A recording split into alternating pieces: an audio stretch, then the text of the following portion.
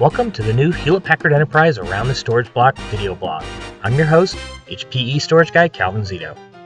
In this video, I'm going to bring you a presentation I gave at the recent Italy VMUG UserCon in Milan, where I spoke about vVols. I think it's a really good presentation, got lots of good feedback from it. At the very beginning, you'll hear my best attempt at speaking Italian, and let's just get to the video now. Ok, ciao a tutti, sono Calvin Zito. Io lavoro per Hewlett-Packard Enterprise, ho lavorato in tecnologia per 33 anni, in HPE Storage per 25 anni. This is important personal information. Mi nonna è nata in Palermo, e mi nonna nato in Corleone. So you all know Corleone, right? La familia, okay? So everybody's going to enjoy this presentation. Lots of applause. Thank you. Perfect. Okay, we're off to a good start. So the topic we're going to talk about is vVols. How many of you know a little bit about vVols? Okay, for all you guys that are raising your hand, come up. There's going to be some chocolates for you. So let me just talk a little bit about kind of the relationship with Hewlett-Packard Enterprise and VMware and where we came from vVols. The collaboration actually started with 3PAR before HP had acquired 3PAR. So that started pre-HP, which would have been before August 2001.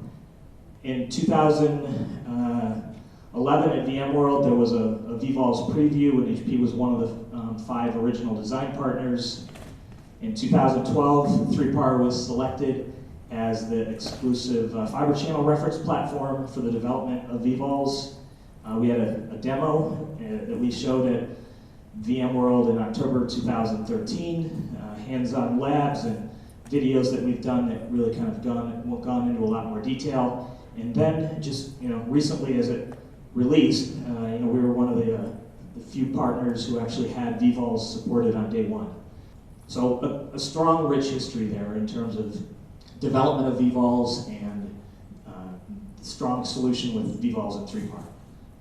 Of course, the issues that we know about with existing VMFS was it was great in its time, but it became a LUN-centric model which had a lot of inefficiencies, created inefficiencies in storage, having to provision storage, pre-allocated, over-provisioning resources, having siloed pools of storage, complex to manage, just a lot of issues that made storage more complex, and it required having a storage administrator and managing storage outside of the VMware domain instead of a VMware administrator really being able to manage storage. Okay, so here's a little bit of what virtual volumes then addresses. So it's more of a VM-centric model. I think everybody understands that. We can now more dynamically allocate storage. You only use what you need when you need it. There aren't really storage pools that you have to create ahead of time. It's a lot simpler to manage. It's going to move the management of storage really away from the storage administrator and into the hands of the VMware administrator. Space reclamation, we've talked a lot about T10 on map, and everybody knows about some of the issues we've had with that over the years. That's pretty automated. Not really a whole lot of anything you need to do with vVols to reclaim that space. You basically will now be using the vSphere management tools to do almost everything. Provisioning is really fast, and the array services are aligned down to the VM now. So now instead of doing things at a LUN level, you do it at a VM level. So this kind of summarizes what the goals were, and it's really about getting a more operationally efficient model of managing storage within a VM so that we're looking at things at an application level instead of having to manage infrastructure. So there's really 3 main things that it does. It's about simplifying management because we're now automating a lot of the tasks. We're eliminating a lot of the dependencies that we've had in the past to be able to provision storage. We're having more fine-grained control of the storage. We don't have to over-allocate. We don't have to throw a bunch of storage into a LUN and try and manage all the VMs in a LUN. Instead, now we have that more granular control, which gives us a lot better SLAs. and it really improved efficiency because now we can consume storage resources as we need them. So I'll run through this fast. This is really where we're kind of moving things so that we can take advantage of features of an array and get the array doing the work. And let's not have vCenter and ESXi doing the work of things like creating snapshots or using thin provisioning. So that's one of the big things that we're doing with vVols is we're offloading a lot of that function from vSphere and the hosts and putting that onto the storage.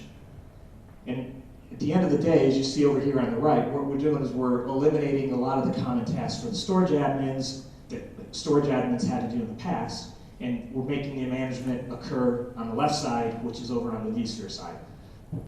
So I'm going to quickly talk about the vVols architecture. Again, I want to be careful of not repeating things that maybe you already know, but I'm going to do this quickly, and then what we're going to do is we're going to get into a demo. How many of you guys have actually seen a demo to the point where you really understand how vVols works? Okay, very few hands, so that's good. So I think the demo will be useful. Okay, so here's kind of an overview of what vVols design looks like and the core components of a virtual volume. So first is this thing called a protocol endpoint. A protocol endpoint is basically a connection that we make between the hosts and the storage array. It's a proxy I/O path. It's independent of any protocol, and it's the data path between a host to the VMs and the respective vVols on the storage array. VASA provider. This is something that was introduced. What was it, 5.5, Duncan, or was it 5.0 when VASA 1.0 came out? Wasn't a lot of functionality in that, but it was laying the groundwork for what we now have with vVols. So this is basically the software component that really mediates the out-of-band communication that happens between the vVols and the traffic between the vCenter server, the ESXi hosts, and the storage array. As an array vendor, you have a choice of where you want to put that VASA provider. On 3PAR, we actually put that VASA provider, it runs on the controller. I'm not sure if there's too many other array vendors that do that. I think a lot of the other array vendors are running it as a VM that runs in the cluster. For 3PAR, we run that VASA provider on the controller. Personally, we think there's some advantages to that, but that's something if you guys want to talk about it offline, we sure can. And then there's the storage container. This actually is just it's a logical pool of capacity. It doesn't actually contain any storage. You're not pre-allocating storage to it. It's basically just a raw pool of capacity that becomes the way that we logically group the vVols and present those to vCenter.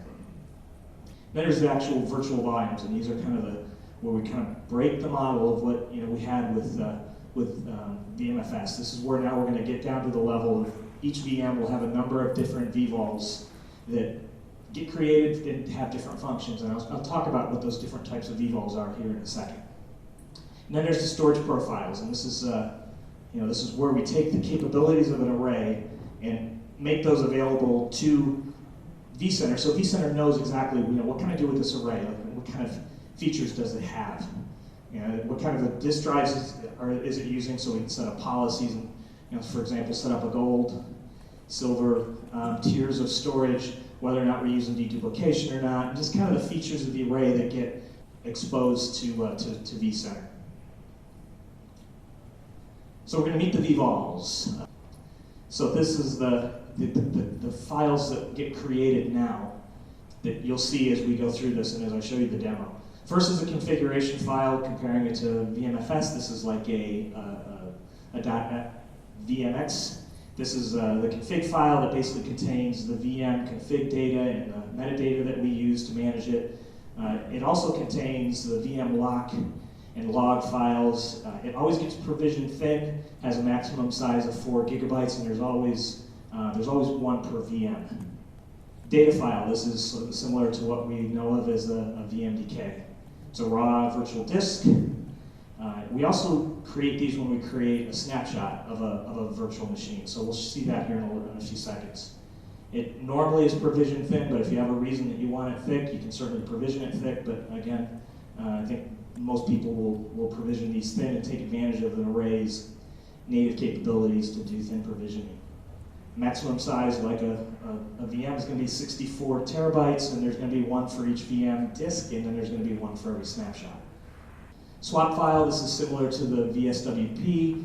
This is kind of the file for the memory overcommit, so this is where we kind of swap things in and out of memory.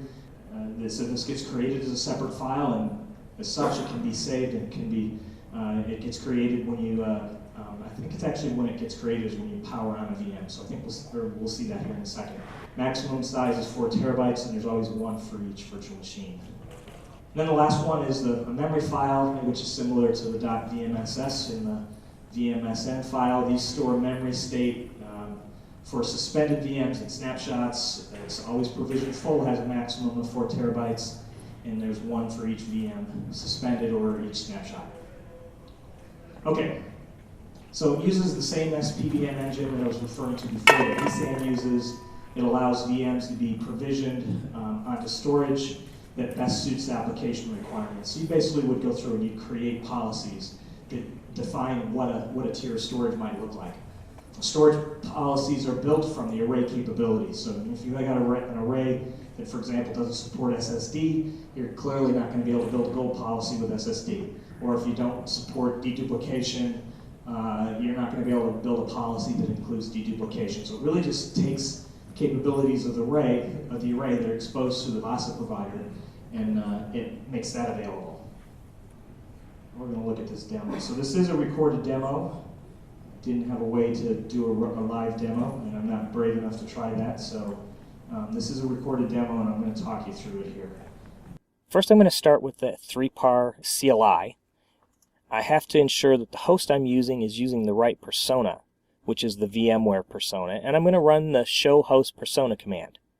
You can see my host is a DL360, and it's using persona 11, which says it's my VMware persona. Next, we need to make sure that the VASA provider is enabled, so I'm going to do the show VASA command, and you can see it's not enabled, and that's easily fixed by the start VASA command. And now I'll run show VASA again, and you can see my VASA provider says it's enabled, but it actually takes a minute or two for it to be up and running, and you can tell that it is when there will be some memory usage under this column here. So let's look at a few other things. Let's look at the show license command. I want to be sure I have a license for virtual copy because I'm going to be doing some copies later, and I do. And I also want to be sure I have at least one CPG configured on 3PAR. So I'll run the show CPG command, and I can see that there are 2 CPGs on my array. One last thing is to run the show port command because we want to be sure the worldwide name of 3PAR has been picked up by our ESX host when we define the protocol endpoints. Now let's switch to my host CLI, and here on the ESX host I want to run this command to list the protocol endpoint. Here's that worldwide name of our 3PAR attached to the host. Go back quickly to our 3PAR CLI, and we can see the 3PAR worldwide name here as well. And the last thing we want to see is if the vVol protocol endpoint is true, and it is, so the protocol endpoint has already been set up. So before we go to our vSphere web client, I want to be sure my 3PAR VASA provider is running, so I'll check that again, and we can see there's now memory usage, so it is indeed up and running. Now to the vSphere web client, and we're going to define our storage provider, which is basically our VASA provider. We'll get the URL from our 3PAR CLI. I enter the username and password and click yes. First time you do this, it'll give you a warning about a certificate. Just skip that and click yes. The first time you do this, it can take up to a couple minutes, so I'm going to fast forward to where it's completed. We can see the status says the storage provider is connected. We'll look at the capabilities, and you'll notice that the 3PAR vVols capabilities haven't been exposed to vCenter yet. So we'll have to configure a storage container. And this is one of the things we didn't do in that first demo, so let's see how we do that. So we'll go to Data Stores and define a storage container, which is similar to creating a data store. And with vSphere 6.0, you can see there's a new entry here for vVol. We'll give it a name. We'll recognize as a storage container for vVols, and you'll see the name that we have here is 2448_root.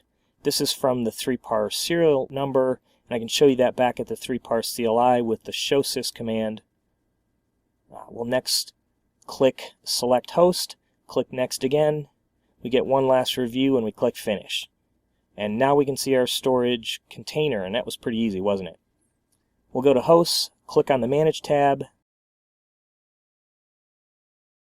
Storage and Protocol Endpoints, and you can see it is here. One last thing on this page, we want to check multipathing and be sure it's set to round robin, because that is what VMware supports for an active-active storage array like HP 3PAR StoreServe. Next, let's look at storage policies. This is where our 3PAR capabilities profile will come into play. We're going to click on a new policy icon, and we'll want to use these policies to match our CPGs. We'll create a gold policy first based on our RAID 1 CPG. We can first select provisioning, and we'll use thin.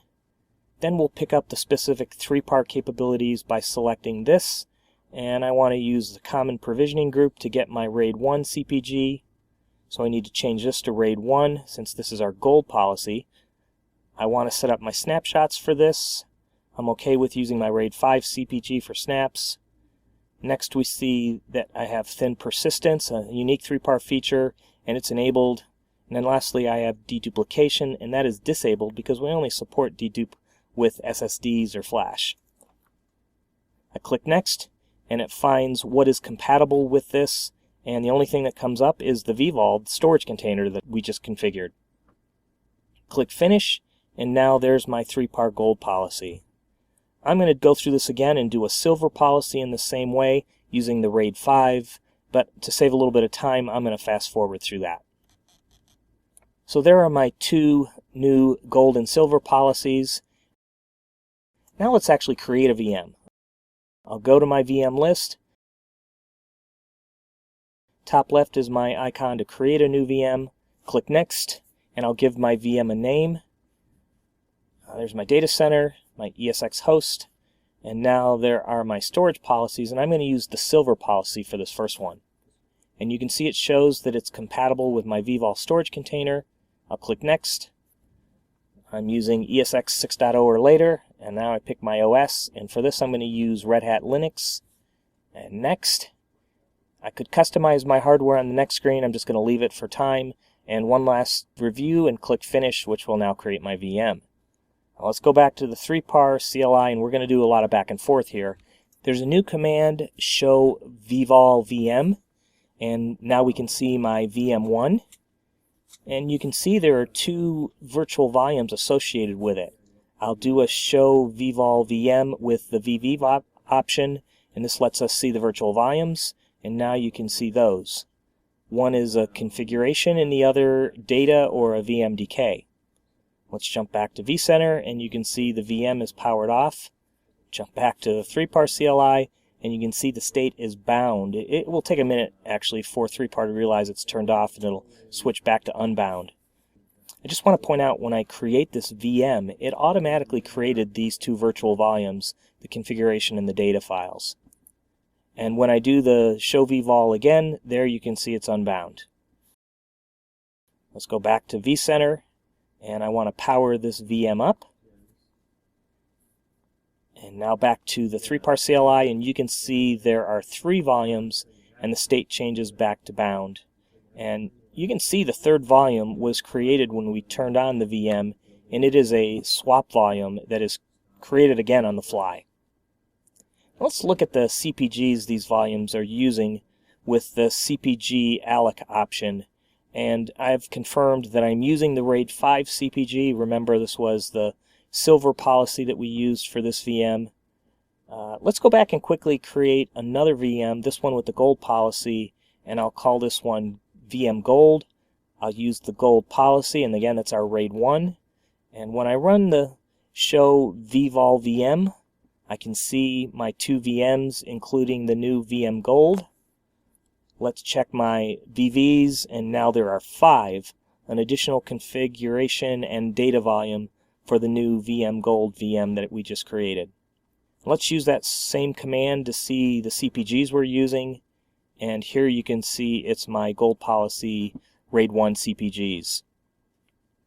Now let's show what taking a snapshot does.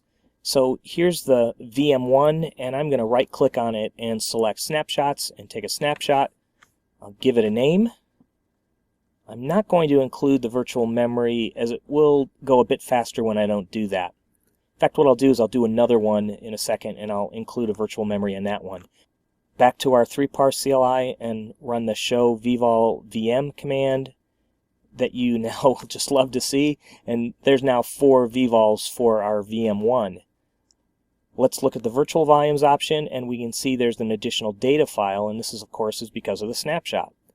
And I want to point out that even though we initiated the snapshots on vCenter, this is actually an array-based snapshot that's done with 3par. So let's go back and do another snapshot, and as I said, this time we'll include the VM's memory. Let's go back to the CLI, and there are now 5 virtual volumes, and you can see a 5th file for the VM. There will be another file for the VM memory, but it hasn't been completed yet as it takes just a little bit longer. Bottom line is that now any snapshots you take, they're array-based snapshots. So let's go back to vCenter, and I want to turn off VM1. And let's go back to our 3par CLI, and you can see what happens to my vVols. Remember, after doing the second snapshot with VM1, there were 5 virtual volumes, and we were waiting for a 6th one for the VM memory to complete. As soon as I power it off, this swap volume should disappear, and as I rerun that command, there in fact is the VM memory file, and you can also see that the swap file is gone. Let's go back and just go ahead and delete this VM, and we'll see what happens. I'm going to take a wild guess that you know what's going to happen, but let's go back to our 3par CLI, and as you can see now, all the volumes for the VM get deleted and the VM disappeared. So what's the big deal about this? Well, the big deal is because we're now dealing with everything at a virtual volume level, at such a granular level, we don't have an issue with space reclamation. I'm going to go back and delete that remaining virtual machine, and then when I go back one last time and look, as you would guess, all of the virtual volumes are gone. Okay, so that's what I wanted to show you from the demo standpoint. Okay, so here's just kind of a high-level comparison. This is a good reference to see what kind of things you can do with vVols and what we could do with VMFS that maybe just haven't caught up yet. So a couple of the important ones I'll pull out is if replication is important to you, probably should be waiting and not going to vVols yet because replication isn't supported yet. I can't tell you when that's going to be supported. Duncan left, and maybe could ask him, but I don't know exactly the timing for when replication will be supported. Given replication isn't supported, that means SRM, and VMSC is not supported. There's no support for direct backup to SANs. The support for vRealize Operations Manager, that's going to be a future. But you can then see on the other side of what kind of things VMFS doesn't support with that we do get with vVols. So vVols, I would definitely say is a 1.0 product. There's a lot of promise, and at some point I'm guessing that we'll see a lot of, almost all of our VMs are going to end up going this direction. There's a couple cases where maybe people aren't going to want to use vVols, but we'll cover that maybe sometime in the future instead of here now.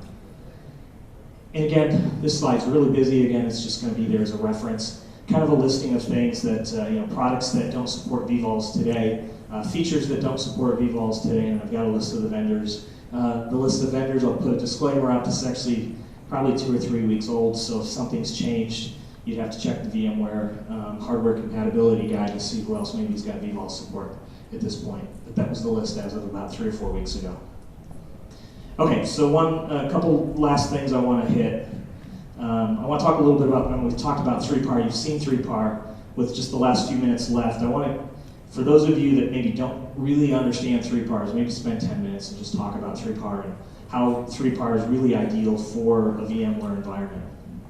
So, when you see these eyes in the dark, they look the same. They all look like they're efficient, autonomic, and resilient. Everybody's out there claiming that they're that, but when you actually see these things in the light, cats maybe look a little bit different.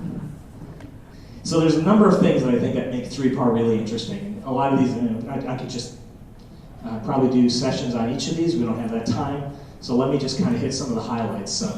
Federation technologies. We now have technology with the latest generation of the 3par ASIC that you can put 4 3PARs in a federation, and you actually seamlessly, with one click, move data between 3PARs.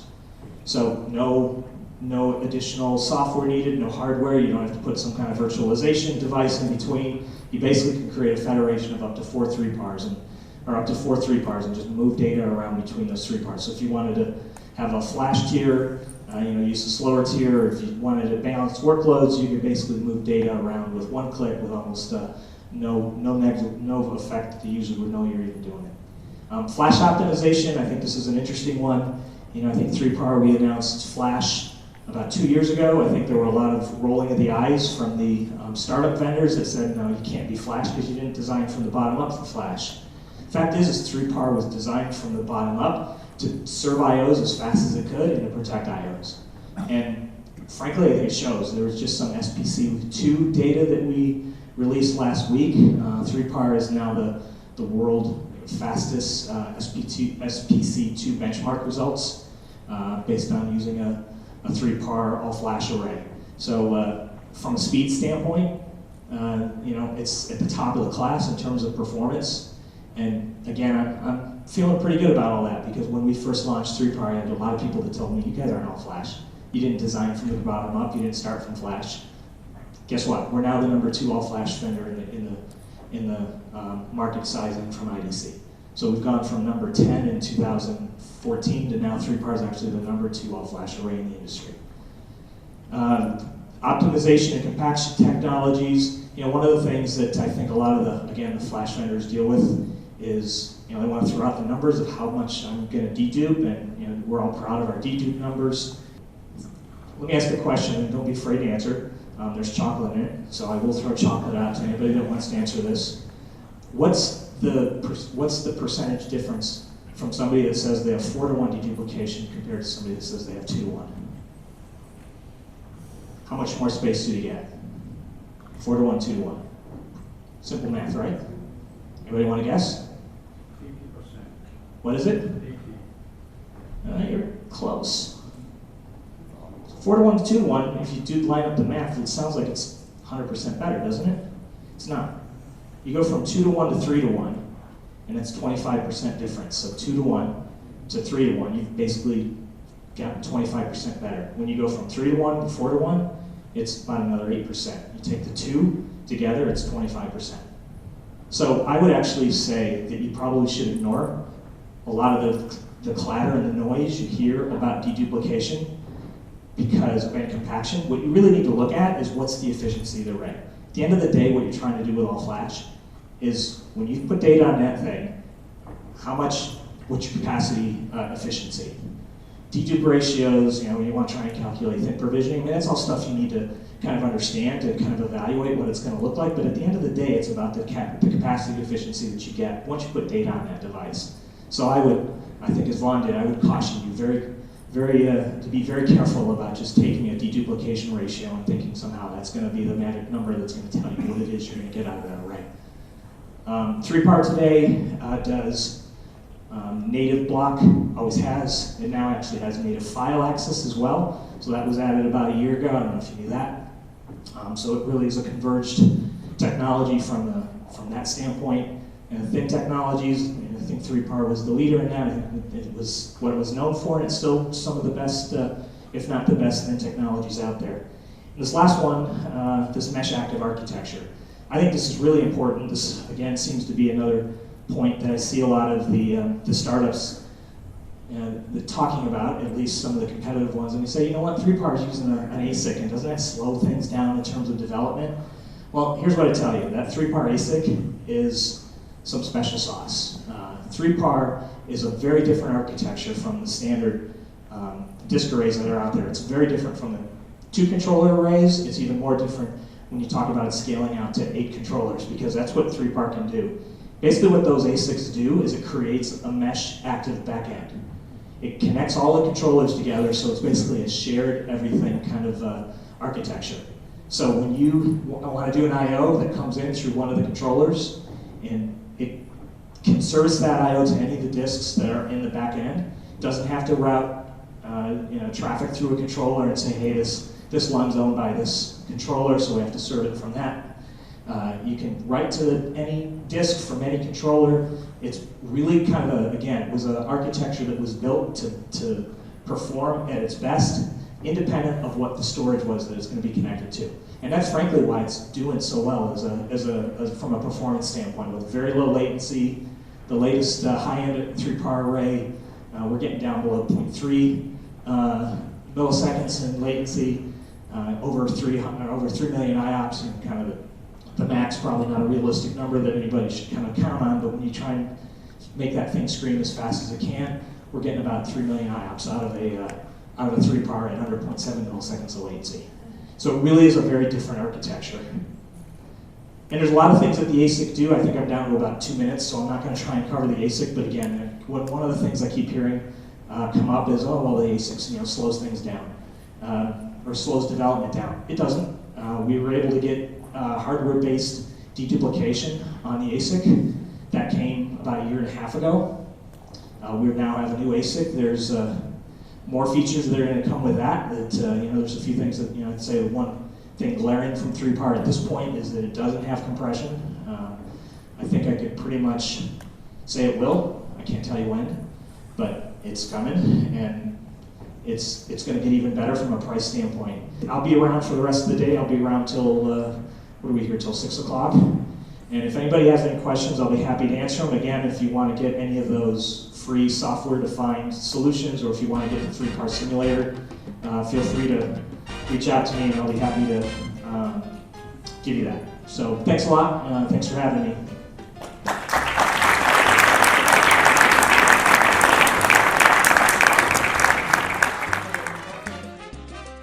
Thanks for joining me on the Around the Storage Block. You can find me on Twitter as Calvin Zito, and you can find my blog at our new blog home, hpe.com/storage/blog.